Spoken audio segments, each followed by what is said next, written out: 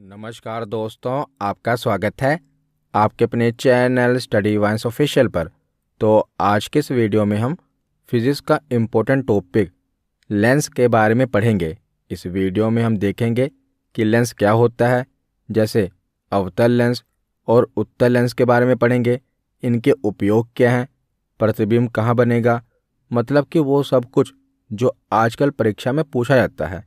तो पहले हम पूरे टॉपिक को पढ़ेंगे, फिर इसके न्यूमेरिकल भी लगाएंगे और लास्ट में प्रीवियस ईयर क्वेश्चन भी कवर करेंगे। तो ये लेंस पर कंप्लीट वीडियो होने वाली है और ये आपके एग्ज़ाम के लिए काफ़ी इम्पोर्टेंट है। तो चलिए बिना देरी किए हुए वीडियो को शुरू करते हैं। तो चलिए वीडियो की शुरुआत करते हैं और सबसे पहले देखते हैं कि लेंस क्या होता है। तो लेंस सामान्यतः ऐसे पारदर्शी गोले का भाग होता है जो कि एक कांच का टुकड़ा होता है और इसके दोनों सिरे पारदर्शी होते हैं, यानी ऐसे कांच का टुकड़ा होता है जो ट्रांसपेरेंट होता है। तो लेंस और दर्पण में फ़र्क क्या है? पिछली वीडियो में हमने दर्पण के बारे में पढ़ा था। तो जो दर्पण होता है ना, उसका एक सिरा पॉलिश होता है, वो ट्रांसपेरेंट नहीं होता। लेकिन जो लेंस होता है, इसका कोई भी सिरा पॉलिश नहीं होता, ये ट्रांसपेरेंट होता है, पारदर्शी होता है। जैसे आप देख रहे हैं कि ये कॉनकेव मिरर है, इसका एक सिरा आप देखेंगे कि ये पॉलिश है, राइट साइड आप देख रहे हैं पॉलिश है और लेफ्ट साइड पॉलिश नहीं है। और जो कॉनकेव लेंस है, अवतल लेंस है, इसका कोई भी सिरा पॉलिश नहीं है। तो यही दोनों में अंतर होता है। दर्पण और लेंस में अंतर क्या है? दर्पण का एक सिरा पॉलिश होता है और जो लेंस होता है, इसका कोई भी सिरा पॉलिश नहीं होता, यह पारदर्शी होता है, ट्रांसपेरेंट होता है। और लेंस को यदि टुकड़ों में तोड़ा भी जाए ना, तो प्रत्येक टुकड़ा लेंस की भांति ही कार्य करेगा। और जो मोटा लेंस होता है, ये किरणों को दूर तक नहीं भेजता है, पतला लेंस किरणों को दूर तक भेजता है। अतः दूर तक देखने के लिए पतले लेंस का प्रयोग किया जाता है और नज़दीक देखने के लिए मोटे लेंस का प्रयोग किया जाता है। तो मोटा लेंस कौन सा होता है और पतला लेंस कौन सा होता है, ये आगे हम पढ़ेंगे। तो लेंस के प्रकार देख लेते हैं कि लेंस कितने प्रकार के होते हैं। तो मुख्य रूप से जो लेंस होते हैं, ये दो प्रकार के होते हैं, उत्तल लेंस जिसे कॉन्वेक्स लेंस कहते हैं और अवतल लेंस जिसे कॉनकेव लेंस कहते हैं। पर जो उत्तल लेंस है ना, इसी के आगे तीन प्रकार हैं। कौन कौन से? पहला प्रकार है उभयोत्तल लेंस। उभयोत्तल लेंस मतलब कि दो कॉन्वेक्स लेंस जब दो उत्तल लेंस को जोड़ दिया जाए तो उन्हें उभयोत्तल लेंस कहा जाता है। दूसरा इसका प्रकार है उत्तला अवतल लेंस। तो जब उत्तल और अवतल लेंस को आपस में जोड़ दिया जाए तो उसे उत्तला अवतल लेंस कहा जाता है, कॉनकेवो कॉन्वेक्स लेंस कहा जाता है। और तीसरा इसका प्रकार है समतल उत्तल लेंस। तो जब प्लेन और कॉन्वेक्स लेंस को आपस में जोड़ दिया जाए तो उसे समतल उत्तल लेंस कहा जाता है। तो ये उत्तल लेंस के तीन प्रकार हो गए। दूसरा है अवतल लेंस। तो अवतल लेंस के भी तीन प्रकार हैं। कौन कौन से? पहला प्रकार है उभयावतल लेंस। उभया अवतल लेंस यानी कि जब दो अवतल लेंसों को आपस में जोड़ दिया जाए तो उसे उभया अवतल लेंस कहा जाता है, डबल कॉनकेव लेंस कहा जाता है। दूसरा प्रकार है समतल अवतल लेंस। तो जब प्लेन और कॉनकेव लेंस को आपस में जोड़ दिया जाए तो उसे समतल अवतल लेंस कहते हैं। और तीसरा प्रकार है उत्तला अवतल लेंस। तो उत्तला अवतल लेंस क्या होगा? जब कॉन्वेक्स मिरर और कॉनकेव दोनों को आपस में जोड़ दिया जाए तो इसे उत्तला अवतल लेंस कहा जाता है। तो ये लेंस के प्रकार हैं, पर मुख्य रूप से देखा जाए तो दो ही प्रकार हैं, उत्तल लेंस और अवतल लेंस। तो पहले हम उत्तल लेंस के बारे में पढ़ते हैं, कॉन्वेक्स लेंस के बारे में पढ़ते हैं। तो ये ऐसा लेंस होता है जो मध्य में मोटा होता है और किनारों पर पतला होता है। तो ये जो लेंस होता है, ये मध्य में मोटा होता है, इसी को उत्तल लेंस कहा जाता है। और ये लेंस अनंत से आने वाली किरणों को अभिसारित करता है, कन्वर्स करता है। कन्वर्स मतलब कि ये किरणों को एक जगह पर फोकस करता है, अर्थात ये किरणों को समीप ला देता है। इसलिए उत्तल लेंस को अभिसारी लेंस भी कहा जाता है। तो याद रखिएगा, अभिसारी लेंस किसे कहा जाता है? तो उत्तल लेंस को ही अभिसारी लेंस कहा जाता है। जैसे आप देख रहे हैं कि जो भी किरणें आ रही हैं, किरणें हमेशा लेफ्ट साइड से ही आएंगी। जो प्रकाश की किरणें हैं ये हमेशा लेफ्ट साइड से ही आएंगी। ये दर्पण वाली वीडियो में मैंने आपको बताया था। अगर आपने दर्पण वाली वीडियो नहीं देखी ना, तो फिजिक्स की प्लेलिस्ट में देख लेना। अगर आपने पहले देखी होगी तो ये वीडियो आपको और अच्छे से समझ आएगी। तो इसमें क्या होता है कि जो उत्तल लेंस है ना, जो ये किरणें आती हैं, इनको एक जगह पर फोकस करता है, समीप ला देता है। इसी पॉइंट को इसका फोकस पॉइंट कहते हैं। तो उत्तल लेंस का उपयोग किस में होता है? तो इसका प्रयोग माइक्रोस्कोप, टेलीस्कोप इसमें किया जाता है। इसका उपयोग कैमरे लेंस में भी किया जाता है, क्योंकि वे स्पष्ट तस्वीर के लिए प्रकाश पर ध्यान केंद्रित करते हैं। तो कैमरे के लेंस में भी इसका उपयोग होता है। और जो ओस की बूंदें होती हैं, जिन्हें शबनम कहते हैं, तो ओस की बूंदें भी अवतल लेंस की भांति ही कार्य करती हैं। और हमारी जो आंखें हैं, मानव नेत्र, ये भी उत्तल लेंस की भांति ही कार्य करता है। इसका उपयोग आंख के सामने आने वाली रोशनी को तेजी से मोड़ने के लिए किया जाता है, ताकि फोकस बिंदु छोटा हो जाए और जो प्रकाश है ये रेटिना पर ठीक से केंद्रित हो जाए। तो जो मानव नेत्र है ये भी उत्तल लेंस की भांति ही कार्य करता है। तो उत्तल लेंस के हमने उपयोग देख लिए। अब हम इसके प्रकार देख लेते हैं। तो प्रकार तो मैंने आपको पहले भी बता दिए।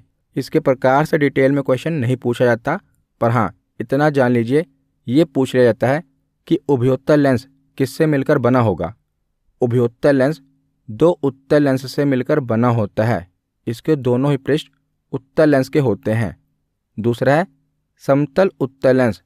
तो इसका एक पृष्ठ उत्तल तथा दूसरा पृष्ठ समतल होता है, यानी कि एक भाग उत्तल लेंस का बना होगा और दूसरा भाग समतल लेंस का बना होगा। तीसरा प्रकार है उत्तला अवतल लेंस। इसमें क्या है, उत्तल भी है और अवतल भी है, यानी कि इसका एक भाग उत्तल लेंस से और दूसरा भाग अवतल लेंस से बना होगा। तो यहाँ से बस इतना ही पूछा जाता है। अब इसके बाद हम अवतल लेंस के बारे में पढ़ते हैं। इनका जो प्रतिबिंब बनता है वो आगे हम देखेंगे। पहले हम समझ रहे हैं कि उत्तल और अवतल लेंस होता क्या है, इनका उपयोग क्या है। तो उत्तल लेंस हमने देख लिया। अब हम अवतल लेंस देखते हैं। तो अवतल लेंस क्या होता है? तो ऐसे लेंस जो मध्य में पतले और किनारों पर मोटे होते हैं। तो उत्तल लेंस का ये विपरीत है। उत्तल लेंस में हमने पढ़ा कि वो किनारों में पतले होते हैं लेकिन बीच में मोटे होते हैं। पर जो अवतल लेंस है ये बीच में पतले होते हैं पर किनारों पर मोटे होते हैं। इन्हें अवतल लेंस कहा जाता है। और यह लेंस अनंत से आने वाली किरणों को एक दूसरे से दूर विस्थापित करते हैं और इसी कारण इसे अपसारी लेंस कहा जाता है, डाइवर्जिंग लेंस कहा जाता है। जो उत्तल लेंस था वो क्या करता था, किरणों को एक जगह फोकस करता था, जिस कारण उसे अभिसारी लेंस कहते हैं। लेकिन अवतल लेंस क्या करता है, किरणों को फोकस नहीं करता बल्कि उन्हें फैला देता है, पसार देता है। इसीलिए इसे अपसारी लेंस कहा जाता है। और यह मुख्य अक्ष के समांतर आने वाली किरणों को कई दिशाओं में फैला देता है और अतः इसे अपसारी लेंस कहा जाता है। और यह लेंस दूर की वस्तुओं को देखने के काम आता है। तो जो अवतल लेंस होता है ये दूर की वस्तुओं को देखने के काम आता है। तो अवतल लेंस का उपयोग क्या है, तो इसके उपयोग देख लेते हैं।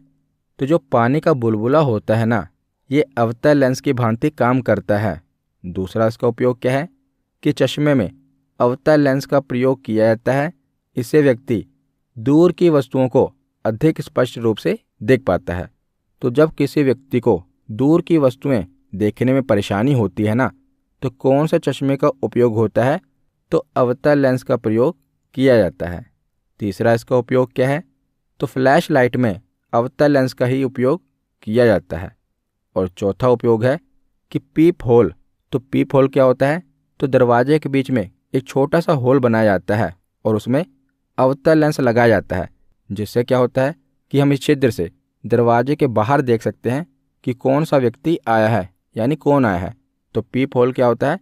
दरवाजे का दर्शक कहते हैं इसे। छोटा सा छिद्र बनाते हैं और उसमें अवतल लेंस लगाया जाता है जिसे दरवाजे के बाहर देखा जा सकता है। तो पीप होल में भी अवतल लेंस का उपयोग किया जाता है और ये पूछा गया एग्जाम में, इसे याद रखेगा। तो जैसे हमने उत्तल लेंस के प्रकार देखे, उसी प्रकार अवतल लेंस के भी प्रकार हैं, जहाँ से बस यही पूछा जाता है कि कौन से लेंस से मिलकर बने हैं। जैसे पहला प्रकार है उभया अवतल लेंस, तो वो उभया उत्तल लेंस था और ये उभया अवतल लेंस है। तो जब उभया अवतल लेंस हो यानी कि इसके दोनों भाग अवतल लेंस हैं। दूसरा प्रकार है समतल अवतल लेंस, तो समतल यानी कि एक भाग इसका समतल लेंस होगा और अवतल दूसरा भाग इसका अवतल लेंस होगा, तो इसे कहेंगे समतला अवतल लेंस। इसके बाद है उत्तला अवतल लेंस, तो इसका एक भाग उत्तल लेंस होगा और दूसरा भाग अवतल लेंस होगा, तो इसे कहेंगे उत्तला अवतल लेंस। तो ये अवतल लेंस के प्रकार हैं जहाँ से ये पूछ लिया जाता है कि बताइए ये कौन से भाग से मिलकर बने हैं। बस यहाँ से यही प्रश्न बनता है। तो आगे अब हम उत्तल लेंस और अवतल लेंस पर जो प्रतिबिंब बनता है ना, वो देख लेते हैं। तो पहले हम उत्तल लेंस के द्वारा जो प्रतिबिंब का बनना होता है वो देख लेते हैं। तो हमने अवतल दर्पण और उत्तल दर्पण में भी प्रतिबिंब का बनना देखा था ना। तो जो अवतल दर्पण होता है वो उत्तल लेंस के भांति कार्य करता है, यानी कि अगर हम प्रतिबिंब का बनना देखें तो उत्तल लेंस अवतल दर्पण के भांति इसका प्रतिबिंब बनेगा। तो उत्तल लेंस में भी 6 पॉइंट होंगे जैसे हमने अवतल दर्पण में देखा था। तो इसका जो प्रतिबिंब का बनना होता है ना, बहुत ही आसान है, इसे आपको रटने की ज़रूरत नहीं है, बस ये डायग्राम आपको बनाना है। तो डायग्राम कैसे बनेगा पहले हम ये देख लेते हैं। तो बीच में कौन सा लेंस है? तो उत्तल लेंस है और इसके बीच में जो ये रेखा गुजर रही है इसे मुख्य अक्ष कहा जाता है, प्रिंसिपल एक्सिस कहा जाता है।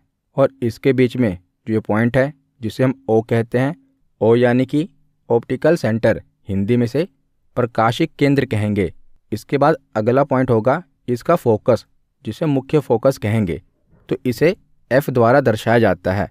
तो आप देखेंगे कि लेंस के राइट साइड में भी फोकस है और लेफ्ट साइड में भी फोकस है। ऐसा क्यों है? क्योंकि जो दर्पण था, दर्पण का एक भाग पॉलिश होता है, तो किरणें केवल एक तरफ से आ सकती हैं क्योंकि दूसरा भाग तो पॉलिश है। लेकिन जो लेंस होता है ये ट्रांसपेरेंट होता है, इसका कोई भाग पॉलिश नहीं होता। तो लेफ्ट साइड से भी किरणें आ सकती हैं, राइट साइड से भी किरणें आ सकती हैं। तो इसके दोनों ओर राइट साइड भी फोकल पॉइंट होगा और लेफ्ट साइड भी फोकल पॉइंट होगा। तो ये इसका मुख्य फोकस है। उसके बाद फोकस के बाद जो अगला पॉइंट है दर्पण में, उसे हम वक्रता केंद्र कहते हैं।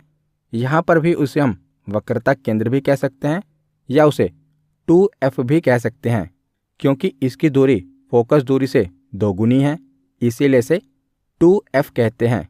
तो आप देखेंगे कि एक जगह F1 लिखा हुआ है, एक जगह F2 लिखा हुआ है। तो ताकि आपको कन्फ्यूज़न ना हो इसीलिए इसको ऐसे दर्शाते हैं। तो जो लेफ़्ट साइड होगा वहाँ पर हम 1 लिख देते हैं और जो राइट साइड होगा वहाँ पर हम 2 लिख देते हैं। तो जैसे लेफ़्ट साइड आप देखेंगे तो F1 होगा, 2F1 होगा और राइट साइड पर F2 होगा और 2F2 होगा। और जो अगला पॉइंट है वो इन्फिनिटी है, यानी कि अनंत, जिसकी कोई दूरी नहीं होगी। तो हमने पॉइंट देख लिए। अब हम देखते हैं कि उत्तल लेंस पर प्रतिबिंब बनेगा कैसे। तो जो उत्तल लेंस पर प्रतिबिंब बनेगा ना, इसके 6 पॉइंट होंगे, यानी कि 6 जगह पर वस्तुएं रखी जाएंगी और आपसे इसका प्रतिबिंब पूछा जाएगा और आप इसको रटते हैं, रटना नहीं है। तो जो वस्तुएं होंगी वो लेफ्ट साइड पर रखी जाएंगी और जो उसका प्रतिबिंब होगा वो राइट साइड पर बनेगा। तो कैसे बनेगा? तो देखिए, तो मान लीजिए ये वस्तु है और ये इसका प्रतिबिंब। तो सबसे पहले जो वस्तु है उसे अनंत पर रखा जाएगा, इन्फिनिटी पर रखा जाएगा। तो जब वस्तु को इन्फिनिटी पर रखा जाएगा तो उत्तल लेंस में उसका प्रतिबिंब कहाँ पर बनेगा? तो उत्तल लेंस में उसका प्रतिबिंब F2 पॉइंट पर बनेगा। तो बस आपको पहला पॉइंट याद रखना है कि लेफ्ट साइड पर पहले पॉइंट पर अगर यानी कि अनंत पर वस्तु रखी गई तो उसका प्रतिबिंब F2 पर बनेगा। अब इसके बाद आगे बहुत ही आसान है। बस एक एक पॉइंट पर वस्तु और प्रतिबिंब को आगे खिसकाना है। जैसे अगला पॉइंट क्या है, अनंत और 2F1 के बीच में वस्तु को रखा जाएगा। ये सेकंड पॉइंट है। एक स्टेप हम आगे बढ़े तो प्रतिबिंब भी एक स्टेप आगे बढ़ेगा। तो F2 के बाद अगला पॉइंट है F2 और 2F2 के बीच में। तो जब वस्तु को अनंत और 2F1 के बीच में रखा जाएगा तो जो उसका प्रतिबिंब है वो F2 और 2F2 के बीच में बनेगा। इसके बाद तीसरा पॉइंट है कि अब वस्तु को 2F1 पर रखा जाएगा।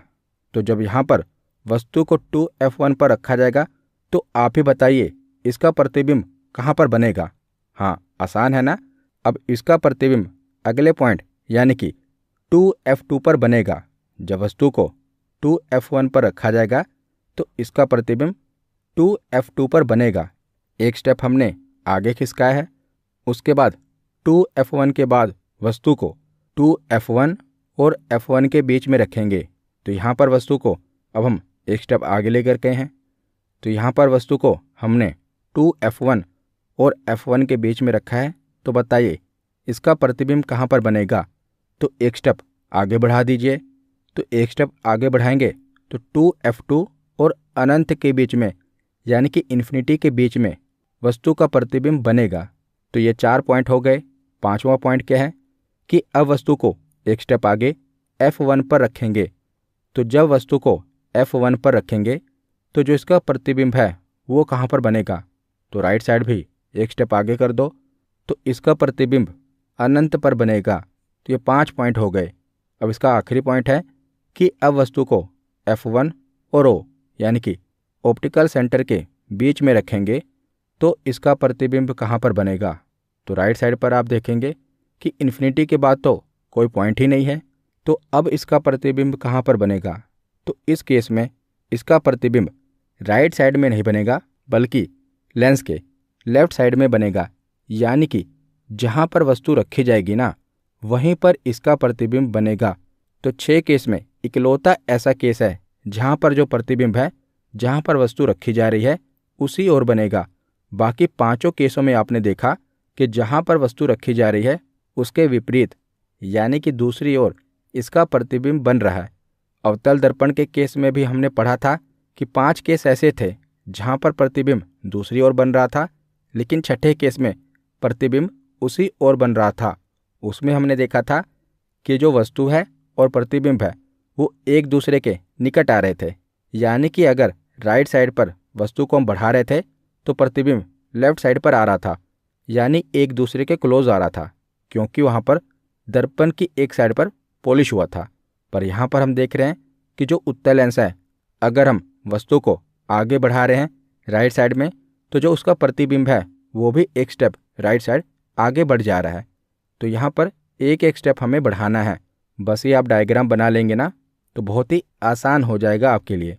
तो उत्तल लेंस के प्रतिबिंब से क्या क्या प्रश्न बनते हैं। तो 3 प्रकार के प्रश्न बनते हैं। पहला प्रश्न तो यही जो हमने देख लिया, वो क्या होता है कि वस्तु की स्थिति और उसके प्रतिबिंब की स्थिति पूछी जाती है। कैसे, एक बार रिवाइज कर लेते हैं। जैसे जब वस्तु को अनंत पर रखा जाएगा तो उसका प्रतिबिंब F2 पर बनेगा, और जब वस्तु को 2F1 से परे, F1 से परे मतलब कि उसके आगे अनंत है, तो इन दोनों के बीच में ही अनंत और 2F1 के बीच में रखा जाएगा तो इसका प्रतिबिंब F2 और 2F2 के बीच में बनेगा। तीसरा केस है कि 2F1 पर ही अगर वस्तु को रखा जाए तो इसका प्रतिबिंब 2F2 पर बनेगा। ये सब हमने डायग्राम में देख लिया ना, वही हम पढ़ रहे हैं। चौथा केस है कि 2F1 और F1 के बीच में वस्तु को रखें तो इसका प्रतिबिंब 2F2 से परे बनेगा। 2F2 से परे यानी कि 2F2 और अनंत के बीच में। पांचवा केस है कि अगर वस्तु को हम F1 पर ही रखें तो इसका प्रतिबिंब अनंत पर बनेगा।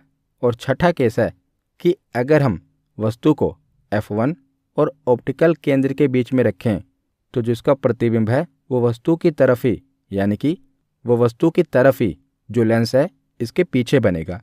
तो ये 6 केस हैं जो हमने पढ़ लिए और ये आप डायग्राम बनाकर आसानी से बता देंगे। अब इसके बाद इसके प्रतिबिंब का आकार पूछा जाता है और प्रतिबिंब की प्रकृति पूछी जाती है। आकार में पूछा जाता है कि बताइए जो प्रतिबिंब का आकार होगा वो कैसा होगा। तो इसे याद रखना भी आसान है। शुरुआत में क्या होगा, प्रतिबिंब छोटा होगा और धीरे धीरे ये बढ़ता जाएगा। तो कैसे? तो जब वस्तु को अनंत पर रखा जाएगा यानी कि इन्फिनिटी पर रखा जाएगा तो वस्तु बहुत ही दूर है यानी कि इन्फिनिटी पर है, तो इसके जो प्रतिबिंब का आकार है वो भी अत्यधिक छोटा होगा यानी कि बिंदु के आकार का होगा। अब धीरे धीरे जो वस्तु है वो लेंस के करीब आती जाएगी और जो उसके प्रतिबिंब का आकार है वो भी धीरे धीरे बढ़ता जाएगा। पहले केस में क्या है कि वस्तु अनंत पर है तो प्रतिबिंब भी अत्यधिक छोटा बन रहा है, बिंदु के आकार का बन रहा है। दूसरे केस में क्या आएगा कि अब जो वस्तु है वो लेंस के नज़दीक आ रही है। जब वस्तु 2f1 से परे होगी यानी कि अनंत और 2f1 के बीच में होगी तो जो इसके प्रतिबिंब का आकार बनेगा अब छोटा बनेगा। पहले बहुत ही छोटा था, अब उसे थोड़ा सा बड़ा होगा, फिर भी ये छोटा होगा। तो ये हम कंपेयर किससे कर रहे हैं कि छोटा होगा या बड़ा होगा? तो किससे छोटा या बड़ा होगा? तो वस्तु से, यानी कि जिस वस्तु को रखा जा रहा है उसी की इमेज बन रही है तो उस वस्तु से छोटा होगा। उसके बाद अब वस्तु को आगे बढ़ाएंगे, 2f1 पर लेके आएंगे। तो जब वस्तु को 2f1 पर लेकर आया जाता है ना तो वस्तु का वही आकार होता है, तो इसका जो प्रतिबिंब होता है वो समान आकार का बनता है यानी कि जिस साइज की वस्तु है उसी साइज की इमेज बनेगी। तो कब बनेगी? तो जब वस्तु को 2f1 पर रखा जाएगा तो समान आकार का इसका प्रतिबिंब बनेगा। अब आकार समान हो गया, अब इसके बाद क्या होगा, इसका आकार बढ़ेगा। पहले आकार सबसे छोटा था, फिर छोटा हुआ, अब समान आकार है तो समान आकार के बाद अब इसका जो साइज है वो बढ़ेगा क्योंकि अब वस्तु लेंस के और नज़दीक आ रही है। तो जब 2f1 और f1 के बीच में होगी तो जो इसका आकार है वो बढ़ा हुआ होगा यानी जो वस्तु है वस्तु से इसका जो आकार है उससे बड़ा होगा। और जब वस्तु को f1 पर लाया जाएगा ना तब इसका आकार सबसे बड़ा होगा, अत्यधिक बड़ा होगा। तो सबसे बड़ा आकार वस्तु का कब होगा? जब इसे f1 पर लाया जाएगा। उसके बाद छठा केस है कि जब वस्तु को f1 और ऑप्टिकल केंद्र के बीच में लाया जाएगा तब इसका आकार बढ़ा हुआ होगा लेकिन अत्यधिक बड़ा नहीं होगा। अत्यधिक बड़ा तभी था जब इसे f1 पर लाया गया था। अब जब इसे f1 और O के बीच में रखा जाएगा तब भी इसका आकार बड़ा तो होगा लेकिन सबसे बड़ा नहीं होगा। तो एक एक स्टेप आगे बढ़ाकर हमें इसी प्रकार इसको बढ़ना है कि पहले बिंदु के आकार का होगा, फिर उसे छोटा होगा, फिर उसके बाद सेम साइज का हो जाएगा। जब सेम साइज का हो गया अब बढ़ना शुरू होगा तो बड़ा होगा, अब अत्यधिक बड़ा होगा यानी कि सबसे बड़ा होगा, उसके बाद बढ़ा हुआ दिखेगा। तो ये तो प्रतिबिंब का आकार हो गया। अब प्रतिबिंब की प्रकृति देख लेते हैं कि प्रतिबिंब उल्टा होगा या सीधा होगा। तो ये मैंने आपको दर्पण वाली वीडियो में बताया था कि जो प्रतिबिंब बनता है ना यानी कि इमेज बनती है ये दो प्रकार की बनती है। एक बार थोड़ा पढ़ लेते हैं, हो सकता है आपने पिछली वीडियो ना देखी हो। तो जो प्रतिबिंब होता है ना ये दो प्रकार का होता है।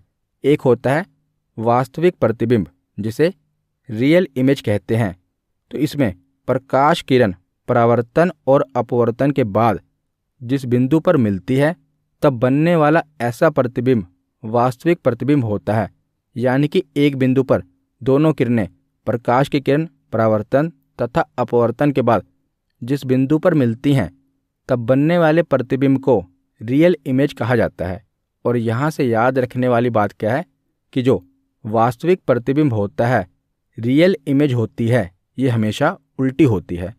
तो यही याद रखना है आपको कि जो वास्तविक प्रतिबिंब है वो हमेशा उल्टा होता है। उसके बाद है आभासी या काल्पनिक प्रतिबिंब जिसे वर्चुअल इमेज कहते हैं।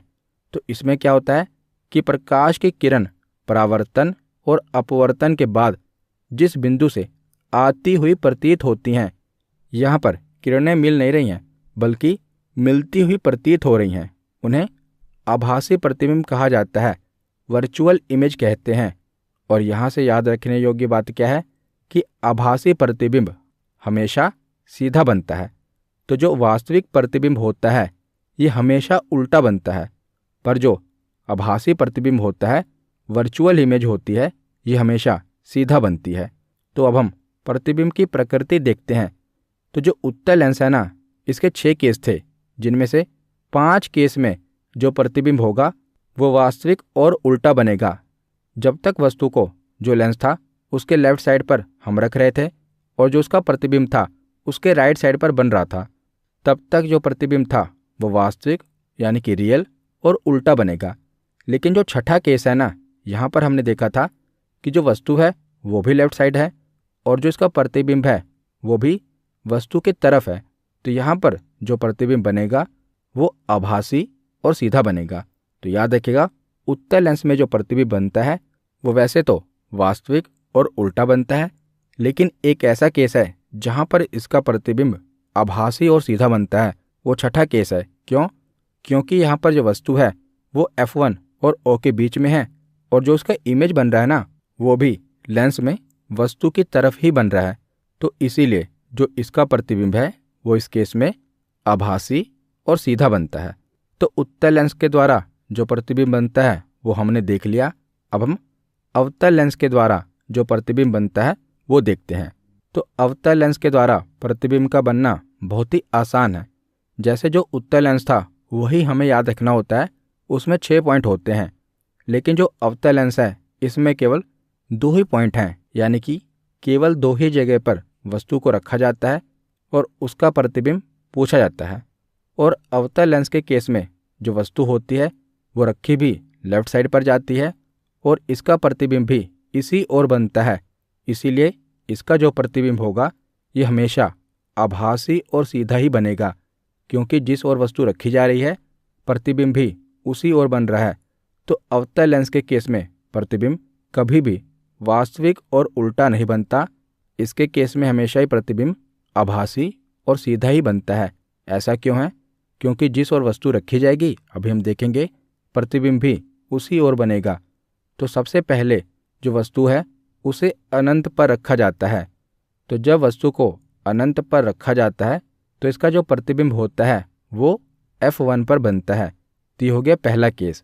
और दूसरा केस क्या है कि जो वस्तु है इसे अनंत तथा O के बीच में कहीं पर भी रख दिया जाता है, यानी कि चाहे 2F1 पर रख दो, चाहे F1 पर रख दो, यानी कि अनंत से लेकर जो ये O है इसके बीच में कहीं पर भी वस्तु को रख दो, इसका जो प्रतिबिंब है वो F1 तथा O के बीच में ही बनेगा। यानी हम अनंत तथा O के बीच में कहीं पर भी वस्तु रखें, इसका प्रतिबिंब इमेज F1 तथा O के बीच में ही बनेगी। तो इसमें केवल 2 ही केस हैं। तो इसको हम टेबल में देख लेते हैं। तो पहले केस में हमने जो वस्तु है इसे अनंत पर रखा तो इसका प्रतिबिंब F1 पर बना। और दूसरा केस क्या है कि अनंत तथा लेंस के प्रकाशिक केंद्र O के मध्य कहीं पर भी वस्तु को रख दो, जो इसका प्रतिबिंब है वो F1 तथा O के मध्य ही बनेगा। तो ये तो हो गया वस्तु की स्थिति और प्रतिबिंब की स्थिति। प्रतिबिंब का आकार कैसा बनेगा? तो पहले केस में जब वस्तु अनंत पर होती है ना, तो याद रखिएगा हमेशा ही उसका आकार सबसे छोटा बनता है। केवल हमेशा ही प्रतिबिंब का आकार सबसे छोटा बनता है, बिंदु के साइज का बनता है। तो जब वस्तु को अनंत पर रखा जाएगा तो जो इसका प्रतिबिंब है वो अत्यधिक छोटा बिंदु आकार का बनेगा। और दूसरे केस में और जैसे ही वस्तु को थोड़ा नज़दीक लाएंगे तो बिंदु आकार से थोड़ा सा बड़ा ही बनेगा, लेकिन फिर भी वस्तु के आकार से छोटा ही बनेगा। लेकिन फिर भी वस्तु के आकार से तो छोटा ही बनेगा। तो यह प्रतिबिंब का आकार। अब प्रतिबिंब की प्रकृति क्या है?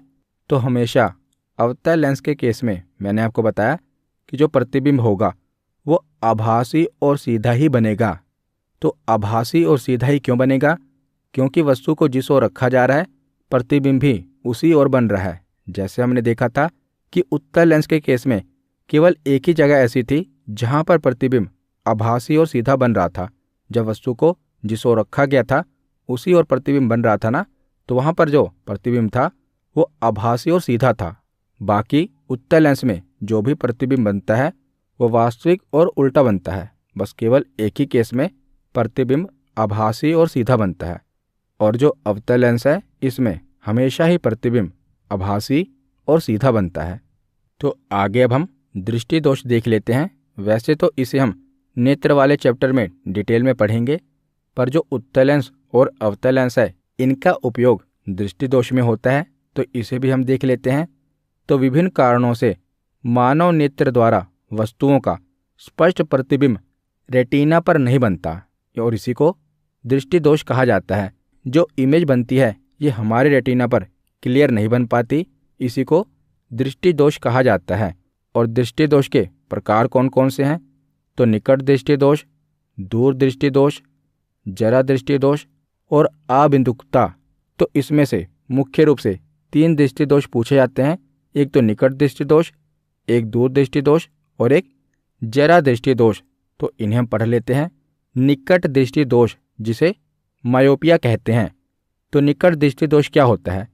तो ऐसा दृष्टि दोष जिसमें हमें निकट की वस्तुएं तो दिखाई दें परंतु दूर की वस्तुएं स्पष्ट ना दिखाई दें, तो इसका नाम तो है निकट दृष्टि दोष।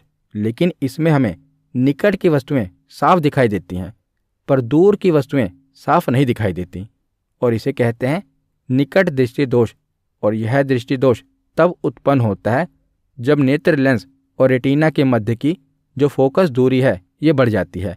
तो हमारे आँखों में भी लेंस होता है, तो हमारी आँखों के लेंस और रेटिना के बीच में जब फोकस दूरी बढ़ जाती है ना, जिसके कारण क्या होता है कि हमें दूर की वस्तुएं साफ नहीं दिखाई देती। जो प्रतिबिंब होता है ना, जो नॉर्मल विजन है वहाँ रेटिना पर बनेगा, लेकिन जब मायोपिया हो जाता है तो रेटिना से थोड़ा आगे बनने लगता है, जिसके बाद क्या होता है कि हम निकट दृष्टि दोष में अवतल लेंस का उपयोग करते हैं, जिससे जो प्रतिबिंब है वो फिर से रेटिना पर बनता है और हमें दूर की वस्तुएं भी साफ दिखाई देती हैं।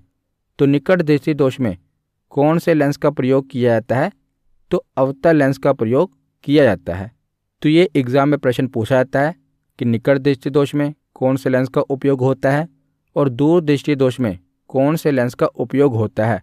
और इसे याद रखना भी आसान है। कैसे? तो देखिए, निकट और दूर आप लिख लीजिए। निकट में आप देखेंगे तो 3 अक्षर हैं, बड़ा है, और दूर में 2 ही अक्षर हैं, छोटा है। तो इसी प्रकार सामने आप लेंस लिख लीजिए। तो अवतल और उत्तल में बड़ा वाला कौन सा है, यानी कि जिसमें ज़्यादा अक्षर हैं वो कौन सा है? तो अवतल। और इधर आप जो दृष्टि दोष देख रहे हैं इसमें भी बड़ा वाला कौन सा है? तो ये निकट है। निकट में 3 अक्षर हैं तो ये बड़ा है, तो इसका जो उपचार है वो भी बड़ा होगा। तो जो लेंस है ना उसमें भी ज़्यादा अक्षर वाला होगा। तो निकट दृष्टि दोष में अवतल लेंस का उपयोग होता है। और जो दूर दृष्टि दोष है, दूर यानी कि 2 ही अक्षर हैं तो ये छोटा है, तो इसमें भी छोटे लेंस का उपयोग होगा। तो उत्तल, उत्तल में 3 अक्षर हैं, ये अवतल से छोटा है। तो उत्तल लेंस का उपयोग दूर दृष्टि दोष में होता है और अवतल लेंस का उपयोग निकट दृष्टि दोष में होता है। और ये याद रखिएगा कि निकट दृष्टि दोष का मतलब क्या है कि निकट की वस्तुएं तो हमें साफ दिखाई दे रही हैं, दूर की वस्तुएं साफ नहीं दिखाई दे रही। इसके बाद है दूर दृष्टि दोष जिसे हाइपरोपिया कहते हैं। तो दूर दृष्टि दोष ऐसा दृष्टि दोष है जिसमें व्यक्ति को 25 सेंटीमीटर से कम दूरी पर जो भी वस्तुएं स्थित हैं वो साफ नहीं दिखाई देती, यानी कि निकट की वस्तुएं साफ नहीं दिखाई देती पर दूर की वस्तुएं साफ दिखाई देती हैं। तो निकट में भी एक पैमाना होता है ना कि किसे निकट कहा जाएगा। तो 25 सेंटीमीटर से कम दूरी की वस्तुएं साफ नहीं दिखाई देती परंतु दूर की वस्तुएं साफ दिखाई देती हैं, तो इसे दूर दृष्टि दोष कहा जाएगा। इसमें दूर की वस्तुएं साफ दिखाई दे रही हैं परंतु निकट की वस्तुएं साफ नहीं दिखाई दे रही। तो यह दृष्टि दोष तब उत्पन्न होता है जब नेत्र लेंस और रेटिना के मध्य फोकस दूरी कम हो जाती है। और दूर दृष्टि दोष के उपचार के लिए किस लेंस का उपयोग होता है? तो उत्तल लेंस का उपयोग होता है। याद रखिएगा, मैंने आपको ट्रिक भी बता दी। निकट दृष्टि दोष के लिए अवतल लेंस का उपयोग होता है और दूर दृष्टि दोष के उपचार के लिए उत्तल लेंस का उपयोग होता है। इसके बाद तीसरा दोष है जरा दृष्टि दोष। तो जरा दृष्टि दोष क्या है? तो व्यक्ति की उम्र बढ़ने के कारण नेत्र लेंस की जो इलास्टिसिटी है ये कम हो जाती है, जिससे ना तो पास की ही वस्तुएं साफ दिखाई देती हैं और ना ही दूर की वस्तुएं साफ दिखाई देती हैं। तो इसे जरा दृष्टि दोष कहा जाता है। तो इसमें क्या होता है? तो इसमें दोनों लेंस का उपयोग होता है, क्योंकि आपको पास की वस्तुएं भी साफ नहीं दिखाई दे रही और दूर की वस्तुएं भी साफ नहीं दिखाई दे रही ना, इसीलिए दोनों लेंस का उपयोग होता है और इसे द्विफोकसी लेंस, बायोफोकल लेंस कहते हैं। इसमें जो चश्मा होता है उसके ऊपर अवतल लेंस का उपयोग होता है जिससे हम दूर की वस्तुएं साफ देख सकें, और नीचे की ओर उत्तल लेंस का उपयोग होता है ताकि हम जो नज़दीक की वस्तुएं हैं उन्हें साफ देख सकें। नज़दीक की वस्तुएं ज़्यादातर हमें पढ़ना होता है, रीडिंग होती है, तो उत्तल लेंस से हम रीडिंग कर सकते हैं, और जो अवतल लेंस है इससे हम दूर की वस्तुएं साफ देख सकते हैं। तो जरा दृष्टि दोष में किस लेंस का उपयोग होता है? तो बायोफोकल लेंस का उपयोग होता है। तो आगे अब हम न्यूमेरिकल क्वेश्चन देखते हैं। तो सबसे पहले तो है लेंस का फॉर्मूला। तो इसका फॉर्मूला क्या है? तो इसका फॉर्मूला आपको याद रखना है कि 1/f equal to 1/v minus 1/u। हमने दर्पण का फॉर्मूला देखा था, वो तो आसान था, उसमें तो बीच में प्लस था, लेकिन यहाँ पर माइनस है। और माइनस में भी आपको ध्यान रखना है कि पहले 1/v है, उसके बाद माइनस है, फिर 1/u है। इसे आप आगे पीछे नहीं कर सकते। प्लस के केस में क्या था, जैसे दर्पण का फॉर्मूला था उसमें प्लस था, तो चाहे 1/u प्लस 1/v लिख दो या 1/v प्लस 1/u लिख दो, क्योंकि बीच में प्लस है तो कोई अंतर नहीं पड़ेगा। लेकिन जब माइनस का केस होता है तो अंतर पड़ जाएगा, इसलिए ध्यान रखेगा कि पहले 1/v है, फिर माइनस है, फिर 1/u है। और वैसे भी इसे आप ऐसे याद रख सकते हैं कि हमेशा बड़ी रकम से छोटी रकम को घटाया जाता है। घटाने के तो हम छोटी रकम से बड़ी रकम भी घटा सकते हैं, पर वो माइनस में आ जाएगी, इसीलिए नॉर्मली बड़ी रकम से छोटी रकम को घटाया जाता है। तो जो v है ये अल्फ़ाबेट में आगे आता है, बड़ा है। इसकी नंबरिंग आप देखेंगे तो ये 22वें नंबर का अल्फ़ाबेट है, और जो u है ये पहले आता है, ये 21वें नंबर का अल्फ़ाबेट है। तो पहले बड़ा, तो बड़ा कौन सा है? तो v बड़ा है, तो इसीलिए v पहले आएगा। तो f मतलब फोकस दूरी, v का मतलब क्या है कि जो इमेज बन रही है ना, ये लेंस से कितनी दूरी पर बन रही है, तो प्रतिबिंब की दूरी को v कहते हैं। और u क्या है? तो वस्तु की दूरी, जो वस्तु रखी जाएगी ना वो लेंस से कितनी दूरी पर रखी जा रही है, यह वस्तु की दूरी।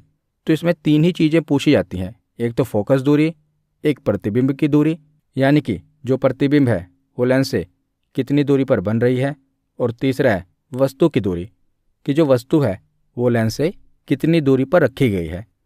तो इनके न्यूमेरिकल सोल्व करने से पहले आपको जो इनके साइन है, यानी कि कौन से चिन्ह लगेंगे, प्लस लगेगा कि माइनस लगेगा, वो पता होना चाहिए। जैसे कि मैंने आपको पिछली वीडियो में बताया था कि जब भी, जैसे यहाँ पर लेंस है, दोबारा मैं आपको बता देता हूँ, तो लेंस के लेफ़्ट साइड पर कोई भी चीज़ होगी तो वो माइनस में होगी, और लेंस के राइट साइड में कोई भी चीज़ होगी तो वो प्लस में होगी।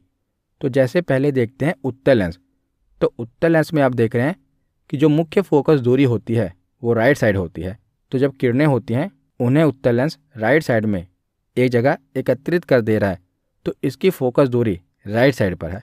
तो उत्तल लेंस की जो फोकस दूरी होगी ये प्लस में होगी, और जो u है ये चाहे उत्तल लेंस हो या अवतल लेंस हो, ये हमेशा ही माइनस में होती है, क्योंकि ये रूल है कि वस्तु को हमेशा लेफ़्ट साइड पर ही रखा जाएगा, और लेफ़्ट साइड पर मैंने आपको बताया कि हमेशा माइनस में होती है। तो चाहे उत्तल लेंस हो या अवतल लेंस हो, जो u की वैल्यू होगी ना, जैसे आपको u की वैल्यू 10 दी है तो हमेशा आपको उसे -10 लिखना है, u हमेशा माइनस में होगा। अभी हम उत्तल लेंस देख रहे हैं तो u इसमें माइनस में हो गया और f इसमें प्लस में हो गया। अब तीसरा बचा प्रतिबिंब। तो जो प्रतिबिंब है ना, ये प्लस में भी हो सकता है, माइनस में भी हो सकता है। जैसा कि हमने पढ़ा था कि उत्तल लेंस में 6 केस हैं, और 6 केस में से 5 ऐसे केस हैं जिसमें जो प्रतिबिंब है वो राइट साइड बन रहा है। तो जब प्रतिबिंब राइट साइड बनेगा तो वो वास्तविक प्रतिबिंब होता है, और मैंने आपको बताया कि राइट साइड में जब होगा तो प्लस में लेंगे। लेकिन एक ऐसा केस है, जो छठा केस है, जहाँ पर प्रतिबिंब लेफ्ट साइड पर बन जाएगा, तो वहाँ पर माइनस में लिया जाएगा जब आपको बताया जाए कि जो प्रतिबिंब बन रहा है ये आभासी बन रहा है। नहीं तो ज़्यादातर जो उत्तल लेंस है इसमें जो प्रतिबिंब होगा ये हमेशा प्लस में होगा। तो उत्तल लेंस में आप देख रहे हैं कि जो u है ये तो चाहे दोनों ही केस में माइनस में होगा, फोकस दूरी प्लस में होगी, और जो प्रतिबिंब है ये भी ज़्यादातर पॉजिटिव ही होगा। अब अवतल लेंस देख लेते हैं। तो अवतल लेंस के केस में सभी चीज़ें माइनस में ही होंगी। यू जो है वस्तु की दूरी तो माइनस में होती ही है। इसकी आप जो फोकस दूरी देख रहे हैं, ये भी जो मुख्य फोकस दूरी है ना, वो लेफ्ट साइड पर बनती है, तो फोकस दूरी भी माइनस में होगी। और इसका प्रतिबिंब भी मैंने आपको बताया ही कि जो प्रतिबिंब है ये उसी ओर बनता है जिस ओर वस्तु रखी जाती है। इसका प्रतिबिंब आभासी और सीधा बनता है, तो वो भी माइनस में होगा। तो आपको बस साइन पता होने चाहिए। अवतल लेंस में तो आसान ही है, सब माइनस में होगा। उत्तल लेंस में भी आसान है, यू माइनस में होगा, बाकी ज़्यादातर प्लस में होगा। तो पहला प्रश्न देखते हैं कि 4 सेंटीमीटर फोकस दूरी वाली एक उत्तल लेंस के सामने 12 सेंटीमीटर की दूरी पर एक वस्तु रखी जाती है। तो वस्तु का प्रतिबिंब लेंस से कितनी दूरी पर बनेगा। तो सबसे पहले हमें यह देखना है कि हमें कौन सी इन्फॉर्मेशन दी गई है। तो सबसे पहले हमें बताया गया है कि फोकस दूरी कितनी है, 4 सेंटीमीटर। और किसकी फोकस दूरी है, तो उत्तल लेंस की। तो हमने पढ़ा कि उत्तल लेंस की फोकस दूरी प्लस में होगी या माइनस में, तो प्लस में होगी। तो F इक्वल टू 4 सेंटीमीटर हो गया। उसके बाद है कि 12 सेंटीमीटर की दूरी पर वस्तु रखी जाती है। तो वस्तु की दूरी बताई गई है 12 सेंटीमीटर, और ये हमेशा माइनस में ही होगी। कोई भी लेंस हो या दर्पण हो, जो वस्तु की दूरी होती है ये हमेशा माइनस में होती है। तो U इक्वल टू -12 सेंटीमीटर। अब हमें पता करना है प्रतिबिंब की दूरी, तो V की वैल्यू हमें पता करनी है। तो लेंस का फॉर्मूला लगा दो। फॉर्मूला क्या है, 1/F equal to 1/V minus 1/U। अब जो भी वैल्यू दी गई है वो पुट कर दो। तो सबसे पहले F की वैल्यू दी गई है, तो 1/4 हो गया इक्वल टू 1/V, क्योंकि V की वैल्यू नहीं दी गई, वो हमें पता करनी है। अब बीच में माइनस का साइन है, ये लगा दो। इसके बाद 1/U, U की वैल्यू हमें गिवन है कितनी, -12, तो 1/-12। अब इसे सोल्व करो। तो 1/4 इसको ऐसे ही रहने दो, बराबर 1/V हो गया। अब यहाँ पर प्लस का साइन आ जाएगा। प्लस का साइन कैसे आया, क्योंकि बटे में जो 12 है उसके साथ माइनस का साइन है, तो माइनस माइनस प्लस हो जाएगा, तो प्लस 1/12। अब इसको आगे सोल्व कर दो। तो 1/4 को ऐसे ही रहने दो। जो राइट साइड प्लस का 1/12 था उसे लेफ्ट साइड ले आओ, तो ये माइनस का 1/12 हो जाएगा। अब इसे आप सोल्व करेंगे तो 2/12 आएगा, यानी कि 1/6। तो 1/V की वैल्यू होगी 1/6, पर हमें V की वैल्यू चाहिए, तो इसे उलट दो, क्योंकि 1/6 1/V की वैल्यू है, तो V की वैल्यू 6 हो जाएगी। तो 6 सेंटीमीटर इसका आंसर आएगा। तो लेंस से प्रतिबिंब की दूरी कितनी होगी, तो 6 सेंटीमीटर होगी।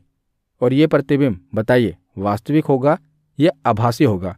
तो आंसर प्लस में आया है, तो जब भी प्रतिबिंब की दूरी प्लस में होगी तो प्रतिबिंब वास्तविक होगा। अगर ये माइनस में होती तो प्रतिबिंब आभासी होता।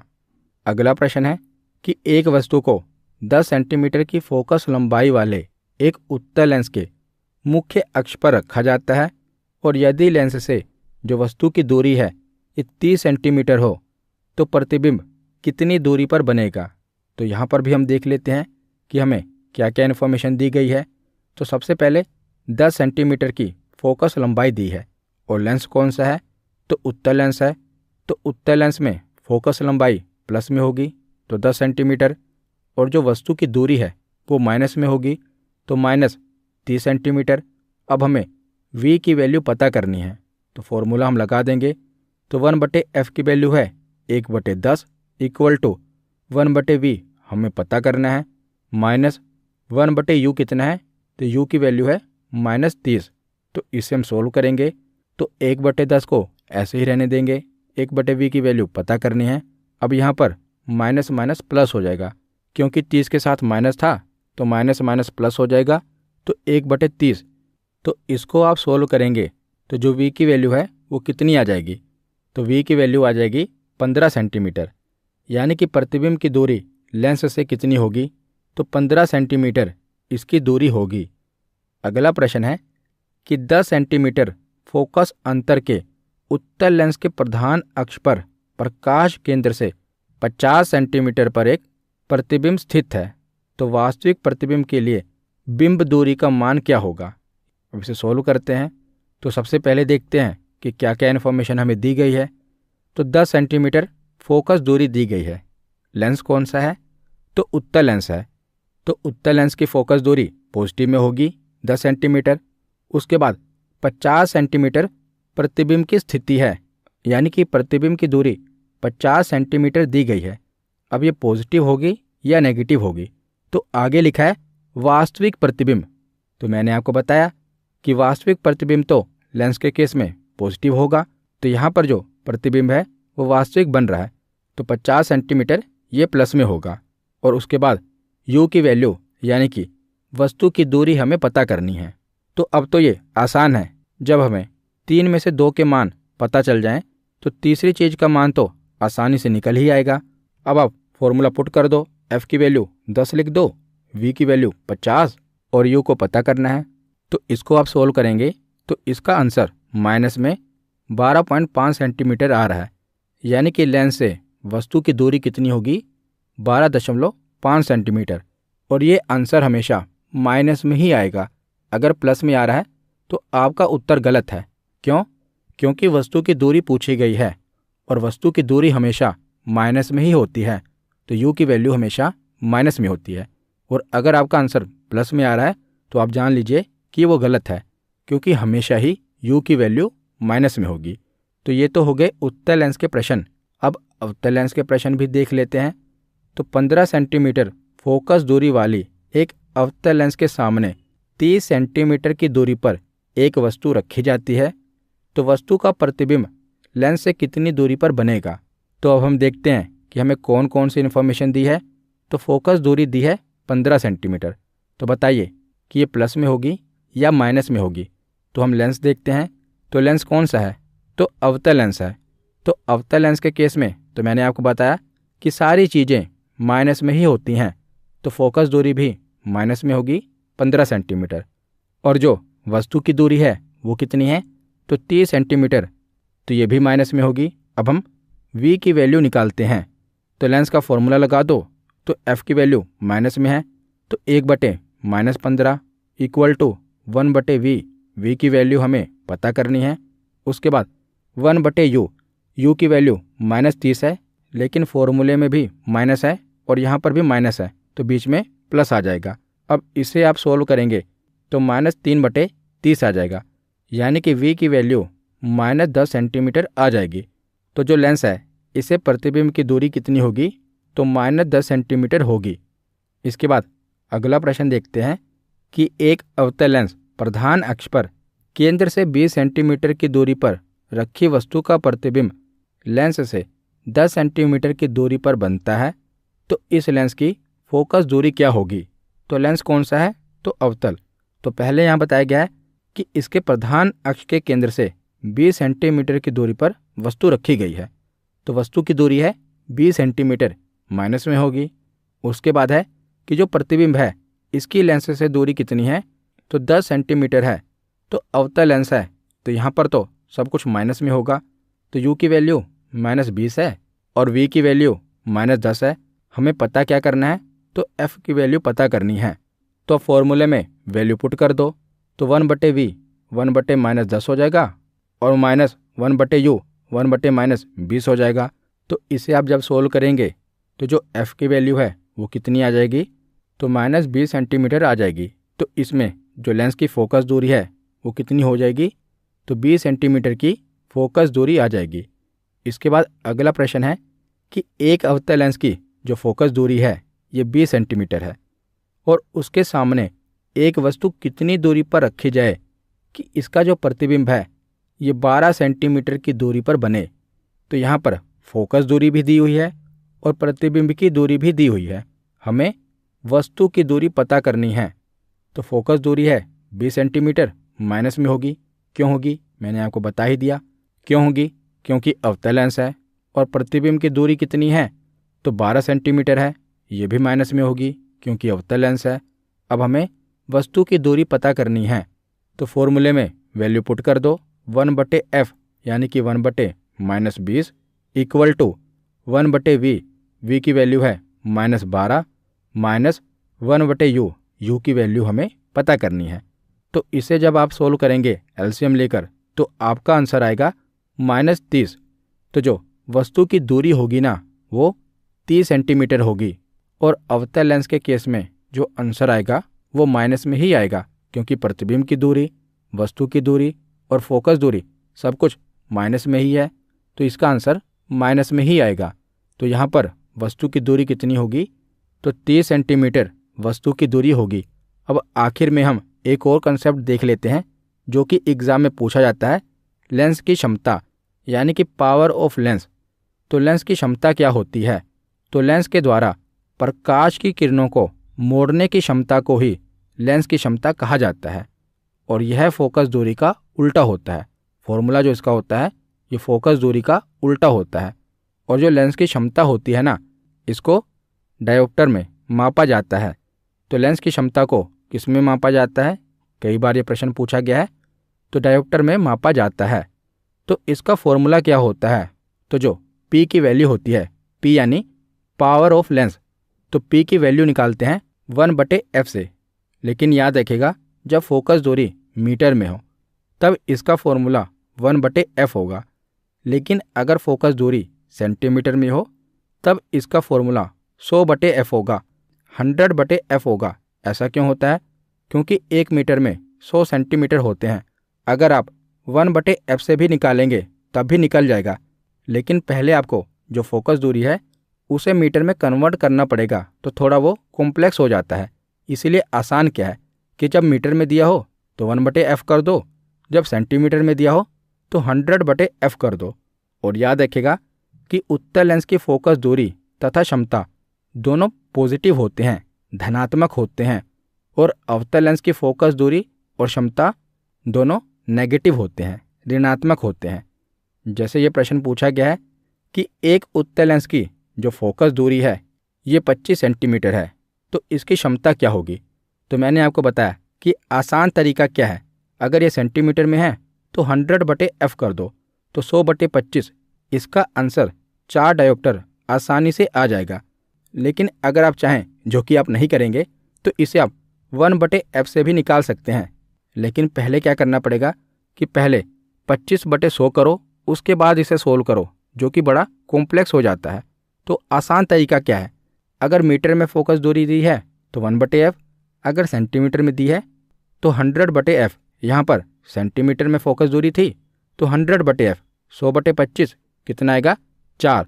और मैंने आपको बताया कि जो लेंस की क्षमता होती है इसे डायोप्टर में मापा जाता है, इसलिए D लिखा जाता है। तो 4D इसका आंसर आ जाएगा। जैसे अगला प्रश्न है कि 20 सेंटीमीटर फोकस दूरी के उत्तल लेंस की क्षमता क्या होगी।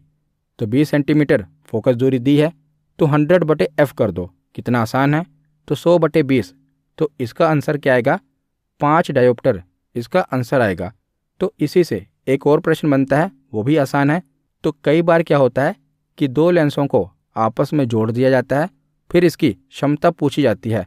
तो जब दो लेंसों को आपस में जोड़ा जा रहा है तो इसका भी आसान है, दोनों की अलग अलग क्षमता निकाल लो और उन्हें आपस में जोड़ दो।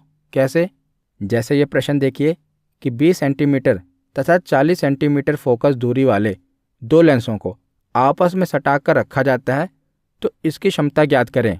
तो पहले दोनों की अलग अलग क्षमता निकाल लो, फिर इन्हें जोड़ दो। जैसे 20 सेंटीमीटर की क्षमता क्या होगी, तो सेंटीमीटर में है तो 100/f, तो 100/20 कितना आएगा, 5 डायोप्टर। उसके बाद आगे है 40 सेंटीमीटर, तो 100/40 कितना आएगा, 2.5 डायोप्टर। तो 5 जमा 2.5 कितना होता है, तो 7.5 होता है। तो 7.5 डायोप्टर इसका आंसर आएगा। और जो आंसर है वो पॉजिटिव में है, धनात्मक में है। तो मैंने आपको बताया था कि जब इसकी जो क्षमता है या फोकस दूरी है धनात्मक में होगी तो उत्तल लेंस होगा, अगर ऋणात्मक में हो तो अवतल लेंस होगा। यहाँ पर पॉजिटिव में है, धनात्मक में है, तो ये उत्तल लेंस है। जैसे अगला प्रश्न है कि 25 सेंटीमीटर फोकस दूरी वाले लेंस और 10 सेंटीमीटर फोकस दूरी वाले अवतल लेंस को अगर आपस में सटाकर रखा जाता है तो क्षमता ज्ञात करें। तो यहाँ पर ध्यान देने वाली बात क्या है, इसीलिए मैंने ये सम को इंक्लूड किया है कि एक लेंस है उत्तल और दूसरा लेंस कौन सा है, अवतल।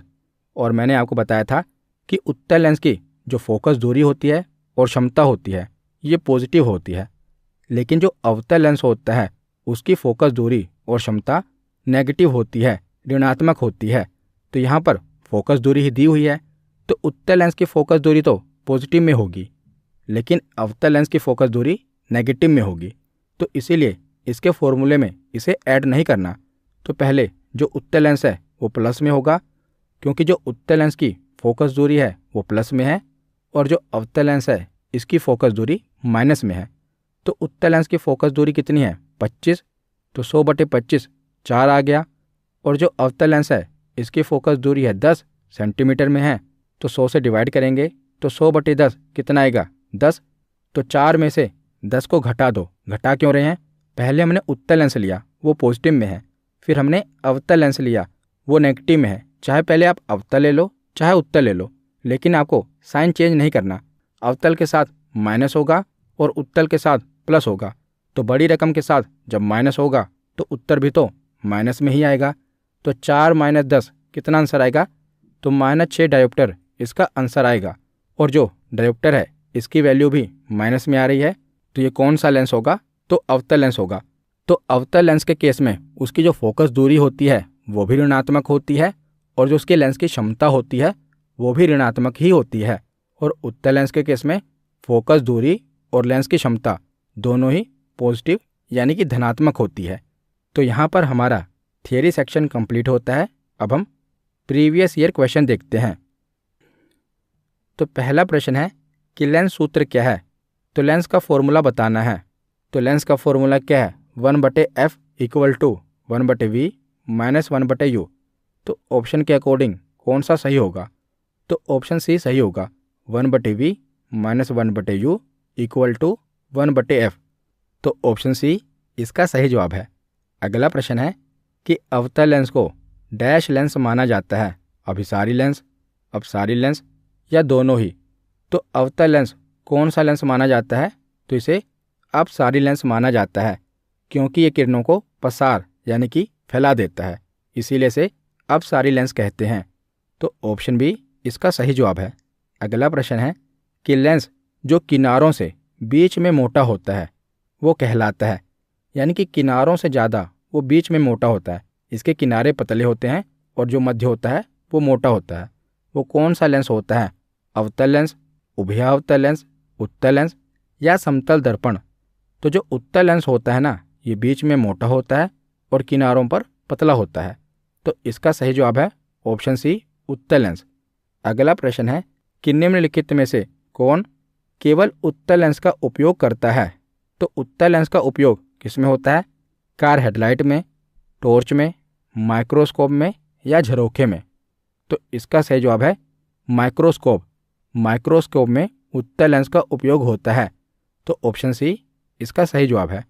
अगला प्रश्न है कि पीप होल में निम्नलिखित में से किसका प्रयोग किया जाता है? तो पीप होल में किसका उपयोग होता है? तो अवतल लेंस का उपयोग होता है। ऑप्शन ए इसका सही जवाब है। अगला प्रश्न है कि सामान्य प्रकार के द्विफोक्सी लेंस में ऊपरी और निचले भाग में क्रमशः कौन से लेंस होते हैं? तो जो बायफोकल लेंस होता है उसमें ऊपर की ओर कौन सा लेंस होता है और नीचे की ओर कौन सा लेंस होता है? तो ऊपर की ओर अवतल लेंस होता है, जो कि दूर की वस्तुएं देखने के काम आता है, और नीचे की ओर उत्तल लेंस होता है, जो कि निकट की वस्तुएं देखने के काम आता है। तो इसका सही जवाब क्या होगा? Option A. अगला प्रश्न है कि अवतल लेंस के द्वारा जो निर्मित प्रतिबिंब होता है यह सदैव डैश होता है। तो अवतल लेंस के द्वारा जो प्रतिबिंब बनता है ये हमेशा ही आभासी और सीधा बनता है। तो इसका सही जवाब क्या होगा? Option A. अगला प्रश्न है कि एक उत्तल लेंस में जब बिंब अनंत पर रखा जाता है तो जो इसका प्रतिबिंब है वो कहाँ पर बनता है?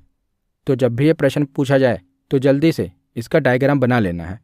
तो जब उत्तल लेंस में जो वस्तु है अनंत पर रखी जाती है तो इसका प्रतिबिंब कहाँ पर बनता है?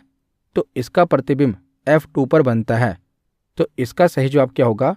तो ऑप्शन डी इसका सही जवाब होगा। अगला प्रश्न है कि एक लेंस का फोकसांतर 25 सेंटीमीटर है, तो इसकी क्षमता क्या होगी? तो जो लेंस की फोकस दूरी दी है वो 25 सेंटीमीटर दी है, सेंटीमीटर में दी है, तो 100/f यानी कि 100/25। तो इसका जवाब कितना आएगा? 4 डायोप्टर इसका आंसर होगा। तो ऑप्शन बी इसका सही जवाब है। तो आज का आखिरी प्रश्न है कि डायोप्टर किसकी इकाई है? लेंस की क्षमता की, लेंस की फोकस दूरी की, प्रकाश की तीव्रता की या ध्वनि की तीव्रता की? तो जो डायोप्टर है ये लेंस की क्षमता की इकाई है, तो ऑप्शन ए इसका सही जवाब है। तो आज की वीडियो यहीं पर ख़त्म होती है। कैसी लगी ये वीडियो कमेंट सेक्शन में ज़रूर बताना। धन्यवाद।